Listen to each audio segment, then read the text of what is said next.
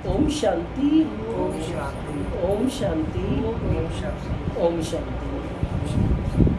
आज 9 जून 2025 प्रातः मुरली ओम शांति बाप दादा मधुर। आज मीठी मधुर मुरली में बाबा ने बताया कि बाबा आया है सुख शांति की नई दुनिया स्थापन करने, क्योंकि बाप कौन है? विश्व कल्याणकारी है, सारे विश्व का कल्याण करने के लिए। साथ ही बाबा ने कहा कि अमृत वेले का बहुत अधिक महत्व है। बाबा ने कहा सुबह सुबह उठ करके जितना बाप को याद करेंगे उतना क्या बन जाएंगे? अनुभवी मूर्त बनेंगे। बाप के साथ मीठी मीठी रूह रिहान करनी है, माने बातचीत करनी है और अपने को देखना है। माने बाबा ने कहा कि स्वयं की जांच भी करनी है कि मैं कितना समय बाप को याद करता हूँ या करती हूँ। फिर क्लास में अपने अनुभव को भी शेयर करें, माने सुनाएं, ताकि दूसरों को भी उससे उमंग उत्साह मिले। साथ ही बाबा ने कहा कि जब हमने अब बाप को पहचान लिया है तो अब पढ़ाई के लिए क्या कोई बहाना देना चाहिए? नहीं देना चाहिए ना। तो पढ़ाई में हमें लग जाना चाहिए अच्छी तरह से, मुरली कभी भी मिस नहीं करनी है। तो आज की साकार मुरली में अब बाप दादा की ईश्वरीय महावाक्यों को हम सुनते हैं। ओम शांति। बाबा कहते मीठे बच्चे, तुम सारे विश्व पर शांति का राज्य स्थापन करने वाले बाप के मददगार हो। अभी तुम्हारे सामने सुख शांति की दुनिया है। तुम सारे विश्व पर शांति का राज्य स्थापन करने वाले बाप के मददगार हो। अभी तुम्हारे सामने सुख शांति की दुनिया है। आज की मुरली से प्रश्न है, बाप बच्चों को किस लिए पढ़ाते हैं? पढ़ाई का सार क्या है? बाप बच्चों को किस लिए पढ़ाते हैं? पढ़ाई का सार क्या है?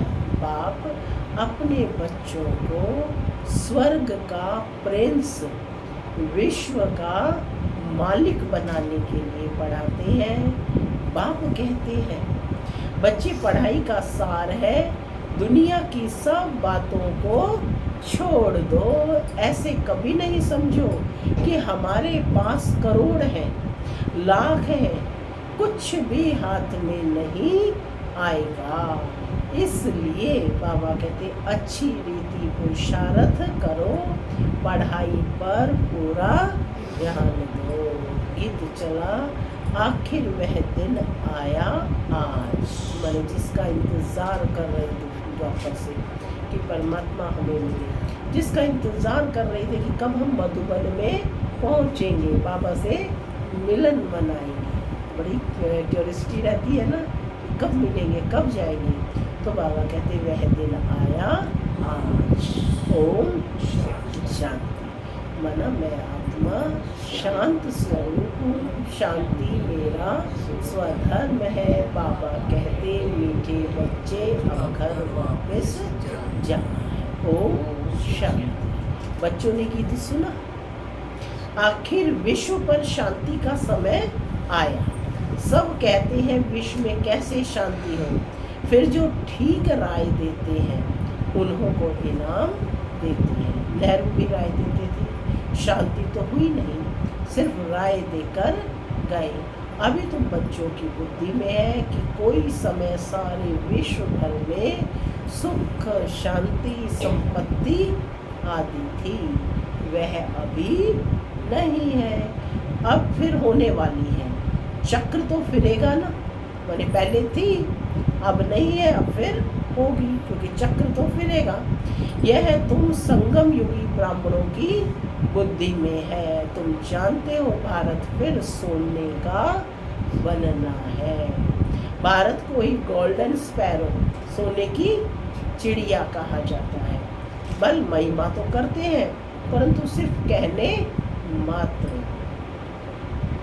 तुम तो अभी प्रैक्टिकल में पुरुषार्थ कर रहे हो, हर एक अपना अपना व्यक्तिगत योगदान दे रहा है ना बाबा के कार्य में, मददगार में। जानते हो बाकी थोड़े रोज हैं, तो यह सब नर्क के दुख की बातें भूल जाती हैं। तुम्हारी बुद्धि में अब सुख की दुनिया सामने खड़ी है।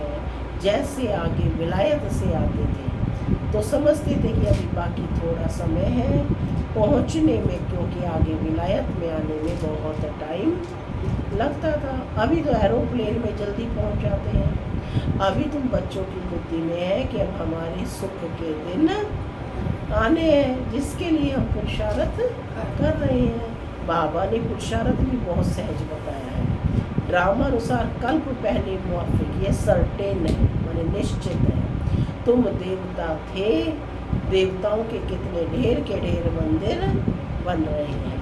बच्चे जानते हैं ये मंदिर आदि बनाकर क्या करेंगे। बाकी दिन कितने हैं। तुम बच्चे नॉलेज की अथॉरिटी हो। कहा भी जाता है परम पिता परमात्मा सर्व शक्तिमान ऑलमाइटी अथॉरिटी है। तुम ज्ञान की अथॉरिटी हो, वह है भक्ति की अथॉरिटी। बाप को कहा जाता है ऑलमाइटी अथॉरिटी। तुम बच्चे नंबरवार पुरुषार्थ अनुसार बन रहे हो। तुमको सृष्टि के आदि मध्य अंत का ज्ञान है।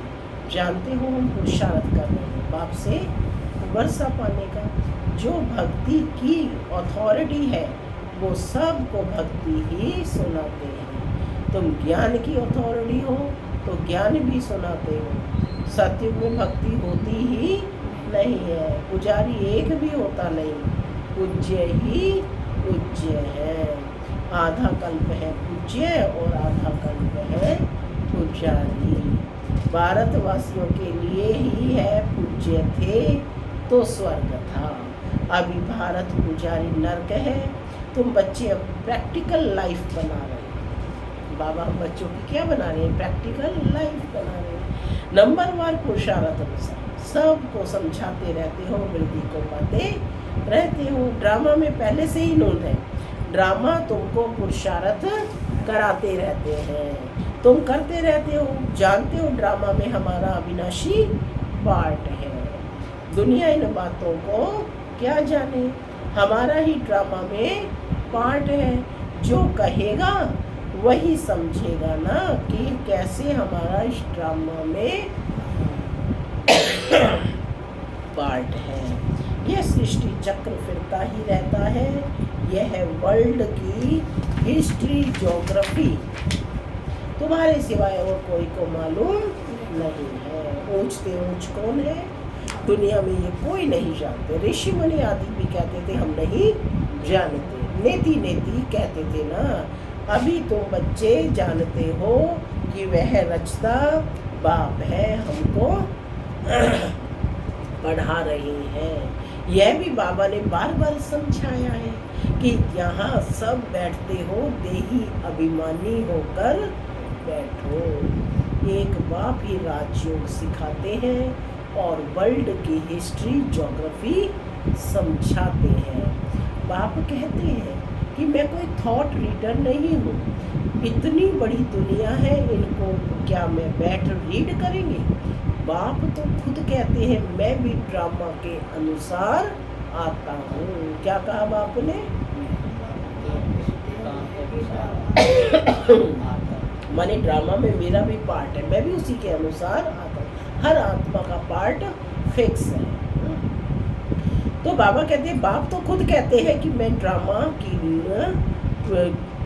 की नूंद अनुसार आता हूँ तुम्हें पावन बनाने। ड्रामा में मेरा जो पार्ट है वही बजाने आता हूँ, बाकी मैं कोई थॉट रीड नहीं करता हूँ। बतलाता हूँ मेरा क्या पार्ट है और तुम क्या पार्ट बजा रही हो। मेरा क्या पार्ट है और तुम क्या पार्ट बजा रही हो। तुम यह नॉलेज सीख कर दूसरों को सिखलाते हो, है ना। यह सीख कर फिर दूसरों को सिखला रहे हो। मेरा पार्टी है पतितों को पावन बनाना। यह भी तुम बच्चे जानते हो, तुम तिथि तारीख आदि सब जानते हो। दुनिया में कोई थोड़े ही जानते हैं।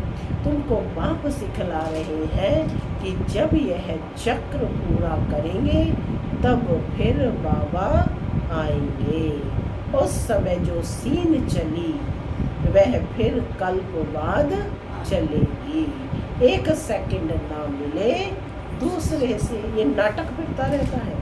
तुम बच्चों को बेहद के नाटक का पता है, फिर भी तुम घड़ी घड़ी भूल जाते हो।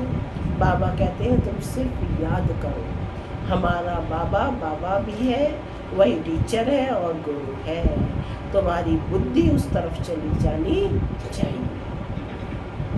आत्मा खुश होती है बाप की महिमा सुनकर। क्या है बाप की महिमा? प्रेम का सागर, सुख का सागर, शांति का सागर। तो सब कहते हैं हमारा बाबा बाबा है, टीचर है, वह सच्चा ही सच्चा है। पढ़ाई भी सच्ची और पूरी है। उन मनुष्यों की पढ़ाई अधूरी है। तो तुम बच्चों की बुद्धि में कितनी खुशी होनी चाहिए। तुम बच्चों की बुद्धि में कितनी खुशी होनी चाहिए।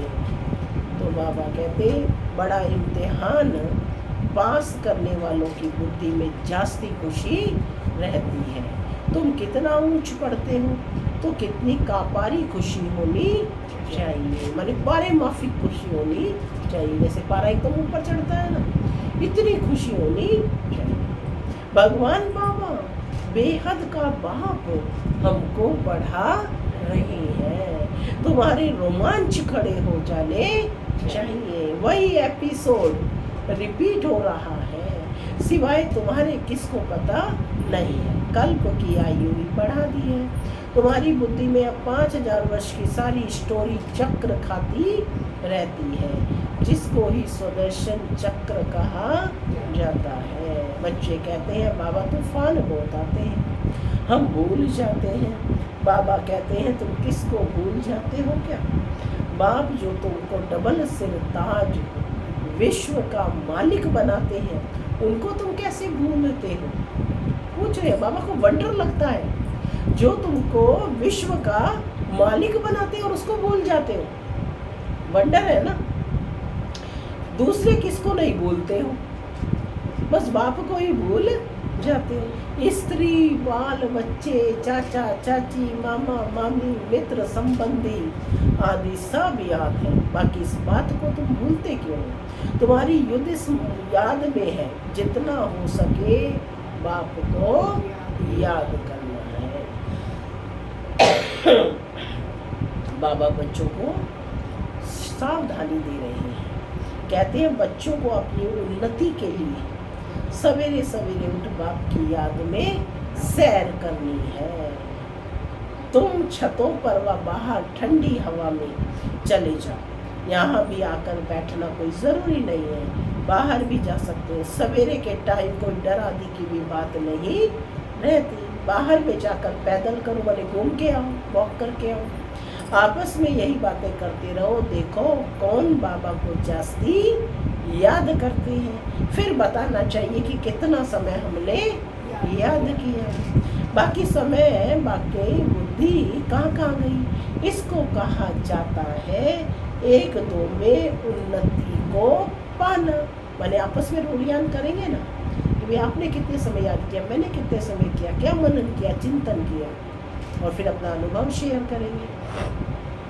तो कहते हैं कि नोट करो कितना समय बाप को याद किया। बाबा की जो प्रैक्टिस वह बतलाते हैं। बाबा की प्रैक्टिस माने ब्रह्मा बाबा की जो प्रैक्टिस है वो बतलाते हैं। याद में तुम 1 घंटा पैदल करो तो भी टांगे थकेंगी नहीं। बाबा बाबा करते जाओ याद में तो क्या टांगे थकेंगी? नहीं ना।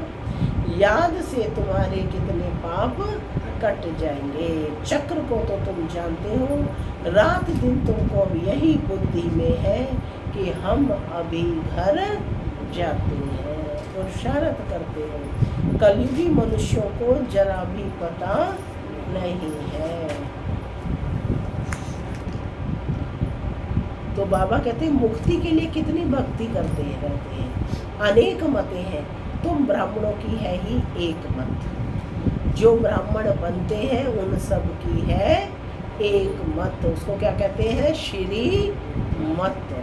तुम बाप की श्रीमत से देवता बनते हो, देवताओं की कोई श्रीमत नहीं है। श्रीमत अभी भी तुम ब्राह्मणों को मिलती है। भगवान है ही निराकार, जो तुमको राजयोग सिखलाते हैं, जिससे तुम अपना राज्य भाग्य ले कितना ऊंच विश्व का मालिक बनते हैं। भक्ति मार्ग के वेद शास्त्र आदि कितने ढेर हैं, परंतु काम की सिर्फ एक ही गीता है। भगवान आकर राजयोग सिखलाते हैं, उनको ही गीता कहा जाता है। अभी तुम बाप से पढ़ते हो, जिससे स्वर्ग का राज्य पाते हो। जिसने पढ़ा उसने लिया। ड्रामा में पार्ट है ना, ज्ञान सुनाने वाला ज्ञान सागर एक ही बाप है। वह ड्रामा प्लान अनुसार कलयुग के अंत सतयुग के आदि के संगम पर ही आते हैं। कोई भी बात में बाबा कहते मूंझो नहीं। नंबर 1 सीट बताए, कोई भी बात में बाबा ने क्या कहा? मूंझो नहीं। बाप इसमें आकर पढ़ाते हैं और कोई पढ़ा ना सके। आंखें खोल करके सीधे होकर बैठो सभी, ठीक है? सब सीधे होकर के बैठो, अलर्ट होकर के। बाबा कहते हैं, क्योंकि बाप पढ़ा रही है ना, कि कोई भी बात में मुझे नहीं। बाप इसमें आकर पढ़ाते हैं और कोई भी पढ़ा ना सके। दादा भी आगे कोई से पढ़ा हुआ होता तो और भी बहुत उनसे पढ़े हुए होते। बाप तो कहते हैं गुरुओं आदि सब का उद्धार करने मैं आता हूँ। अभी तो बच्चों की एम ऑब्जेक्ट सामने खड़ी है। हम यह बनते हैं, यह है ही नर से नारायण बनने की सत्य कथा। क्या सुनाने आए हैं बाबा? नर से नारायण बनने की सत्य कथा। इनकी फिर भक्ति मार्ग में महिमा चलती है, भक्ति मार्ग की रस्म चलती आती है। अब यह रावण राज्य पूरा होना है। तुम अभी दशहरा आदि में थोड़े ही जाएंगे। तुम तो समझाएंगे यह क्या करते हैं, यह तो बेबीज का काम है। बड़े बड़े आदमी देखने जाते हैं रावण को कैसे जलाते हैं, यह है कौन कोई बता ना सके। रावण राज्य है ना, दशहरे आदि में कितनी खुशी मनाते हैं, जिसमें रावण को जलाने आते हैं, जलाते आते हैं, दुख भी चला आता है, कुछ भी समझ नहीं है। अभी तुम समझते हो कि हम कितने बेसमझ थे, रावण बेसमझ बना देते हैं। अभी तुम कहते हो बाबा हम लक्ष्मी नारायण जरूर बनेंगे, हम कोई कम पुरुषार्थ थोड़े ही करेंगे। यह एक ही स्कूल है, पढ़ाई बहुत सहज है। बूढ़ी बूढ़ी माताएं और कुछ नहीं याद कर सकती, तो सिर्फ बाप को याद करें। मुख से हे राम तो कहते हैं ना, बाबा यह बहुत सहज बताते हैं। तुम आत्मा हो, परमात्मा बाप को याद करो तो तुम्हारा बेड़ा पार हो जाएगा। कहाँ चले जाएंगे? शांति धाम, सुख धाम, और सब कुछ भूल जाओ। जो कुछ सुना है, पढ़ा है, वह सब भूल कर अपने को आत्मा समझ बाप को याद करो, तो बाप से वर्षा जरूर मिलेगा। बाप की याद से ही पाप कट जाते हैं। कितना सहज है।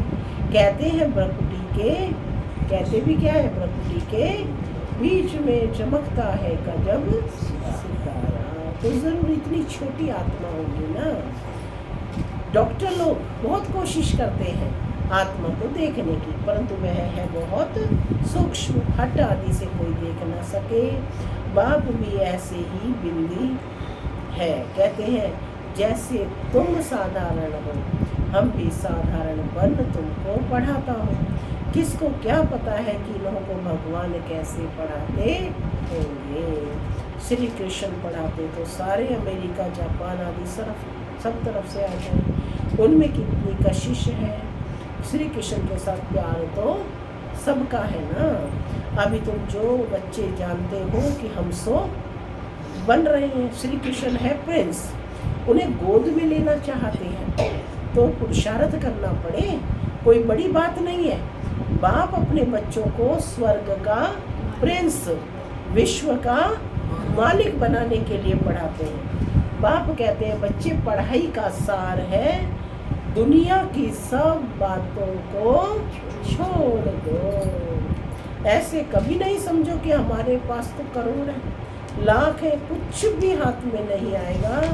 इसलिए अच्छी रीति पुरुषार्थ करो। बाप के पास आते हैं तो बाप उल्हाना देते हैं।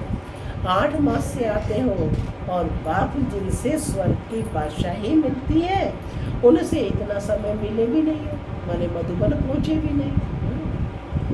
कहते हैं बाबा फलाना काम था, अरे तुम मर जाते फिर यहाँ कैसे आते? यह बहाने थोड़े ही चल सकेंगे। बाप राजयोग सिखा रहे हैं और तुम सीखते नहीं। जिसने बहुत भक्ति की होगी उनको 7 रोज तो क्या 1 सेकंड में भी तीर लग जाए। सेकंड में विश्व का मालिक बन सकते हैं। यह खुद अनुभवी बैठा है। विनाश देखा, चतुर्भुज रूप देखा, बस समझने लगा, ओहो हम विश्व के मालिक बनते हैं। साक्षात्कार हुआ, उमंग आया और सब कुछ छोड़ दिया। यहाँ तुम बच्चों को मालूम पड़ा बाप आए हैं विश्व की बादशाही देने। बाप पूछते हैं निश्चय कब हुआ? तो कहते हैं 8 मास।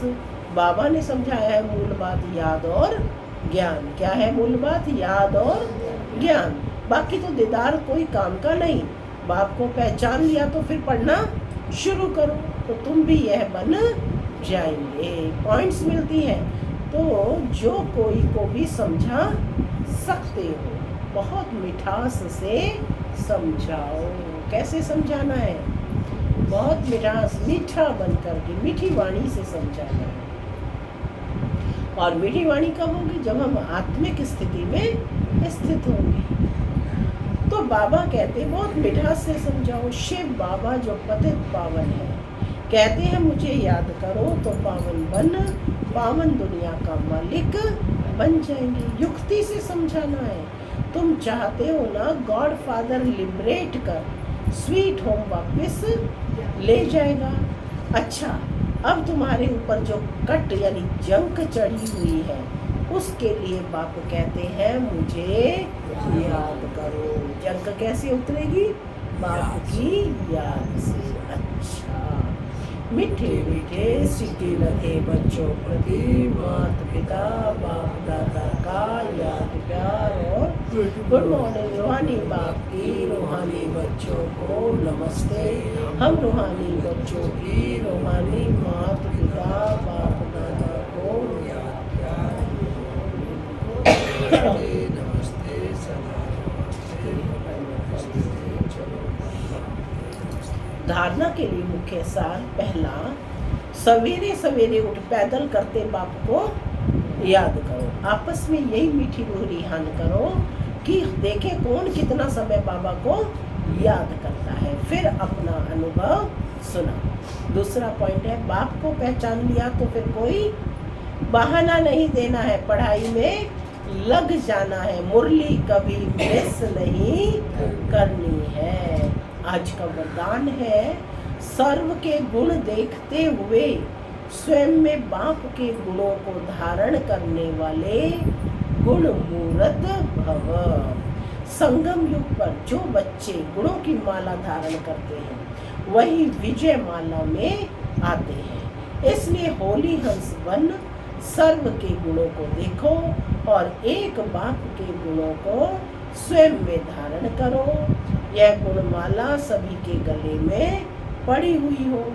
जो जितने बाप के गुण स्वयं में धारण करते हैं उनके गले में उतनी बड़ी माला पड़ती है। गुणमाला को सिमरण करने से स्वयं भी गुणमूर्त बन जाते हैं।